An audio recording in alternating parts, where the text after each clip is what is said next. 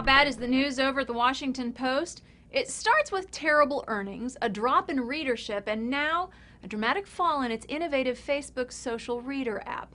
That pioneering app required sign-up to use, and apparently, after mass adoption, people have had enough. BuzzFeed shows a chart from appdata.com which shows a dramatic drop in the use of the Reader app. Look at this graph, which BuzzFeed calls devastating. This forceful behavior is how the Post's Reader app gained tens of millions of users in a few short months. It's also how the Washington Post seems to have worn its readers or Facebook out. They're annoyed and they're quitting in droves. The drop-off occurred after Facebook adopted Open Graph, a system of sharing reading and viewing activity with friends.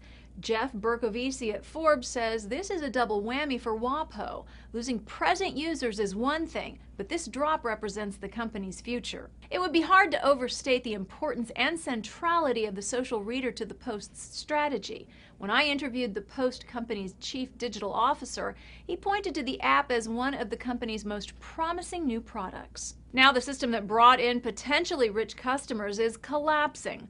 WAPO's engagement producer Ryan Kellett sought to explain the drop via Twitter this week. Social reader collapse is because of evolving Facebook modules. Before Double, 4 to 5 stories down in a list with friends icon drove growth. To be fair, Inside Facebook notes WAPO isn't the only media site seeing a decline in social reader usership as a result of Facebook changes. Yahoo and The Independent are seeing declines as well. However, a closer look at some of the less popular news integrations show that the decrease in MAU is not consistent across all apps. In fact, MTV.com, Mashable, and ESPN have all seen increases in that same period.